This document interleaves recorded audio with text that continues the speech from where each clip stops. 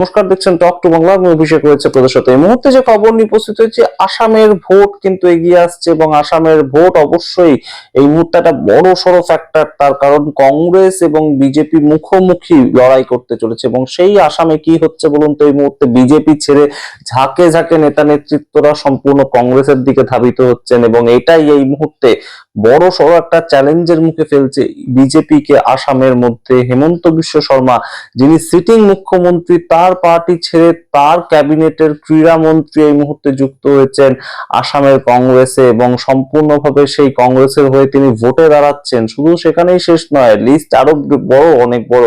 তার কারণ একজন সিটিং এমএলএ তার সঙ্গে কয়েকদিন আগেই তিনিও যুক্ত হয়েছিলেন আসামে বিজেপি ছেড়ে, এবং বিজেপি ছেড়ে সম্পূর্ণ কংগ্রেসে যুক্ত হওয়ার একটা হিড়িক পড়েছে রীতিমতন।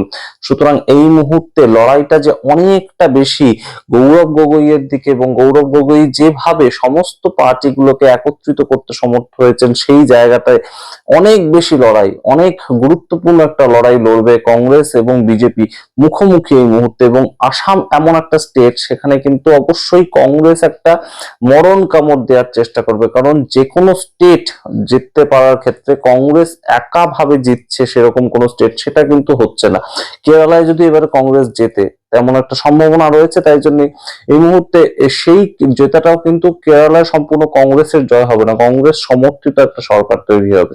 তো সেই জায়গাটা এই মুহূর্তে শুধুমাত্র আসামেই রয়েছে, যে আসামেই একদম সরাসরি কংগ্রেস 100টা আসনে লড়ছে। 126টা আসনের মধ্যে জোট হয়েছে, কিন্তু 100টা আসনে কংগ্রেস লড়ছে এবং পদপ্রার্থী, মুখ্যমন্ত্রী পদপ্রার্থী আছেন কে, গৌরব গগৈ। তো সেই জায়গা থেকে এই মুহূর্তে আপনাদেরকে জানাই যে বিজেপির পক্ষ থেকে বিজেপির সিটিং মন্ত্রী, ক্যাবিনেট মিনিস্টার ছিলেন ক্রীড়া মন্ত্রী নন্দিতা গার্লোসা, তিনি সরাসরি চলে এসেছেন কংগ্রেসে এবং সম্পূর্ণ তার পার্টির যে পদ সেখান থেকেও ইস্তফা দিয়েছেন বিজেপির পদ থেকে, এবং মুখ্যমন্ত্রীর ক্যাবিনেটে যে তিনি মিনিস্টার ছিলেন ক্রীড়ামন্ত্রী, সেখান থেকেও ইস্তফা দিয়েছেন। তার সঙ্গে সিটিং একজন এমএলএ নিহার রঞ্জন দাস, তিনিও বিজেপি ছেড়ে একদম সরাসরি কংগ্রেস জয়েন করেছেন।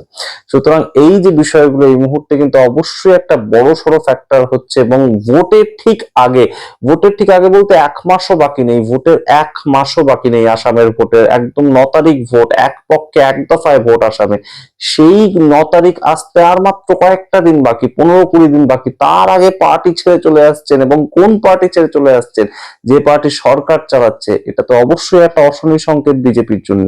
সমস্তটা ব্যাখ্যা করে বলবো আপনাদের সামনে। তার আগে অবশ্যই টক টু বাংলা ইউটিউব চ্যানেলকে সাবস্ক্রাইব করুন, ভিডিও শেষ অবধি দেখুন, স্কিপ না করে। আপনাদের জানাই এই মুহূর্তে আসামে একটা হাড্ডাহাড্ডি লড়াই হতে চলেছে। এটা কিন্তু বহুদিন ধরেই একটা নির্দেশ ছিল, বহুদিন ধরে একটা ইঙ্গিত ছিল। এবং গৌরব গগৈ রিসেন্টলি 2024-এর পরবর্তী সময় থেকে যেভাবে একদম উঠে এসেছেন, একদম সাংগঠনিক ভাবে তিনি যেভাবে আসামটাকে সাজাচ্ছেন, কংগ্রেসের গড় করে তুলেছেন, সেটা কিন্তু খুব উল্লেখযোগ্য একটা জায়গা তৈরি করেছে।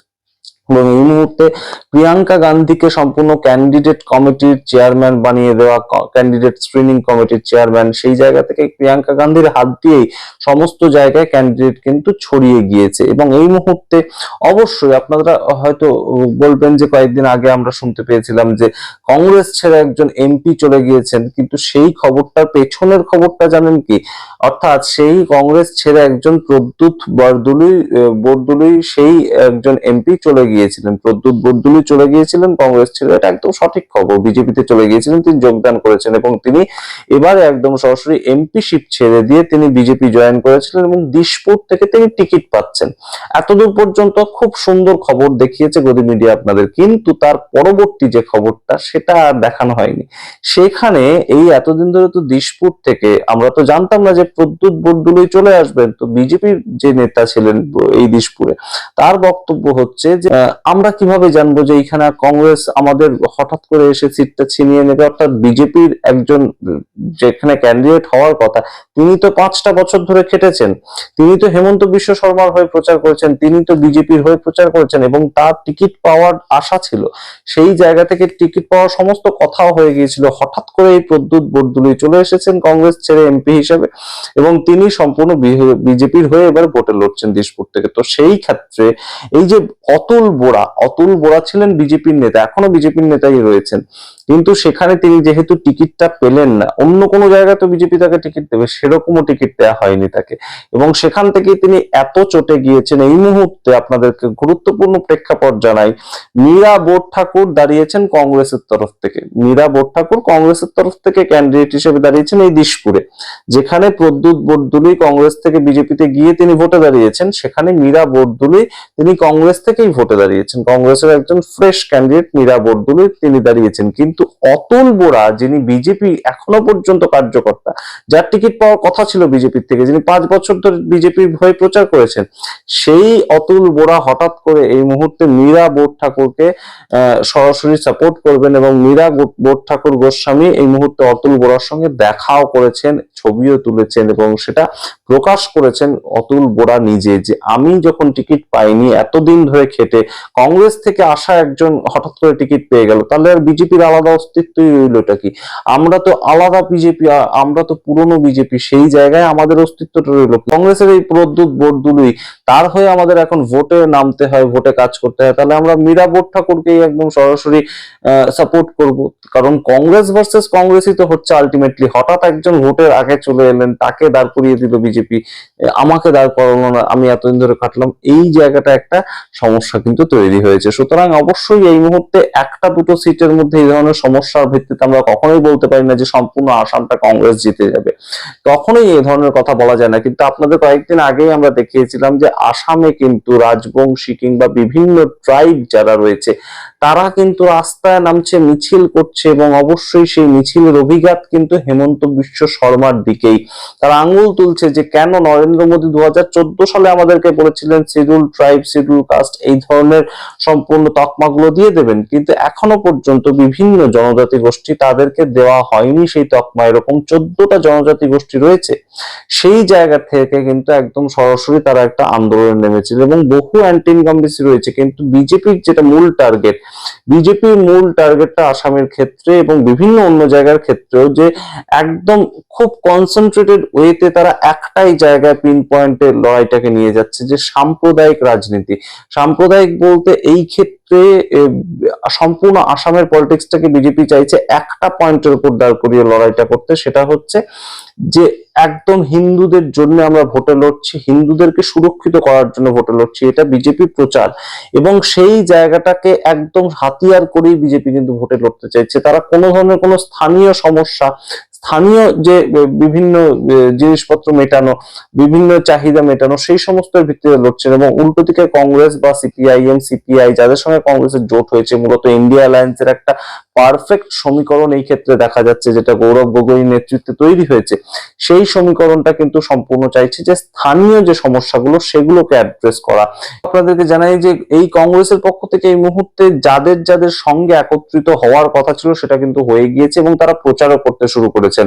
আপনাদের সম্পূর্ণভাবে জানিয়ে দিচ্ছি যে কংগ্রেস কাদের সঙ্গে একত্রিত হয়েছে। আসাম জাতীয় পরিষদ তাদের সঙ্গে একত্রিত হয়েছে, তারা একদম ট্রাইবাল একটা গ্রুপ, তার সঙ্গে বহুদিনের আসামের রাজনীতিটা করেন অ্যাসামিজ গ্রুপ, সম্পূর্ণ তাদের সঙ্গে রাজনীতিটা করছে কংগ্রেস এই মুহূর্তে যুক্ত হয়ে।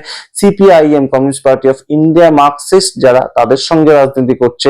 সিপিআইএমএল অর্থাৎ দীপঙ্কর ভট্টাচার্যের পার্টি, যেটা বিহারে লড়াইটা করেছিল, পশ্চিমবঙ্গে লড়াইটা করছে বামফ্রন্টের হয়ে, সেই সিপিআইএমএল এর সঙ্গে কিন্তু অবশ্যই এই মুহূর্তে জোটবদ্ধ রয়েছে কংগ্রেস, এবং তার সঙ্গে এপিএইচএলসি, এপিএইচএলসি একটা ছোট পার্টি, কিন্তু তাদের সঙ্গে জোটবদ্ধ অবস্থায় রয়েছে। এবং রাইজোর দল, এই রাইজোর দলের সঙ্গে জোটবদ্ধ হওয়ার যে লড়াইটা, সেটা কিন্তু বহুদিনের একটা টাসল চলছিল, কিন্তু শেষ পর্যন্ত কংগ্রেসের গৌরব গগৈ 13টা সিট দিয়ে এই রাইজোর দলকেও নিজেদের দিকে নিয়েছে। এবং যেটা আশা করা যাচ্ছে, যেটা খবর রটে গিয়েছে, এই রাইজোর দলের যে 13টা সিট তারা পেয়েছে, তার মধ্যে 10টার বেশি আসন তারা জেতার মতন পজিশনে রয়েছে। তার কারণ তাদের পুরো সম্পূর্ণ কনসেন্ট্রেটেড একটা ভোট রয়েছে।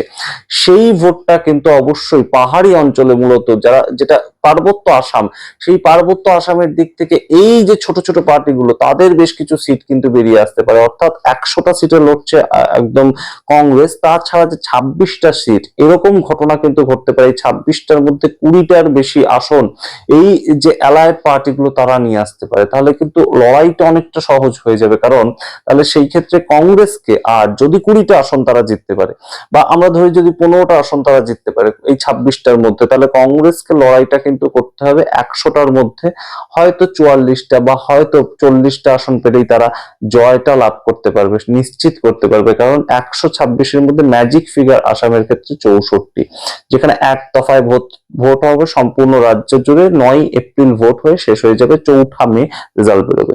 আমরা দেখবো অবশ্যই যে হেমন্ত বিশ্ব শর্মা, তার উপর দায়িত্ব দিয়েছে সম্পূর্ণ বিজেপি, সেই দায়িত্বটাই তিনি শেষ পর্যন্ত আবারও 5 বছরের জন্য নিয়ে যেতে পারেন, নাকি আসাম জোরাটের সাংসদ হিসেবে যিনি উঠে এসেছেন তরুণ গগৈয়ের ছেলে এবং তরুণ তুর্কি গৌরব গগৈ সংসদে দাঁড়িয়ে নরেন্দ্র মোদী সরকারকে একদম রীতিমতন একদম কাঠখোট্টা আলোচনা করেন, তিনি কাঠখোট্টা ভাষায় তিনি বক্তব্য রাখেন, কোণঠাসা করেন, সেই একদম গৌরব গগৈ নতুন নেতা হিসেবে উঠে এসে সম্পূর্ণ দখল করতে পারবে। এবং এই ক্ষেত্রে প্রিয়াঙ্কা গান্ধী, তার একটা ম্যাজিক, তার একটা সাংগঠনিক ক্ষমতা, সেটা প্রমাণিত হতে পারে কিনা আমরা অবশ্যই দেখবো শেষ পর্যন্ত কি ঘটনা ঘটে। তবে ভোটের একদম আগে, একদম প্রাক মুহূর্তে যেভাবে ক্রীড়ামন্ত্রী, সরকারের থাকা ক্রীড়ামন্ত্রী তিনি চলে আসছেন কংগ্রেসে, যেভাবে এমএলএ তিনি চলে আসছেন কংগ্রেসে বিজেপি ছেড়ে, সেটা কিন্তু একটা অন্যদিকে ইঙ্গিত করে যে এই মুহূর্তে শাসক দল ছেড়ে হঠাৎ বিরোধী দলে আসাটা খুব একটা স্বাভাবিক ঘটনা কি,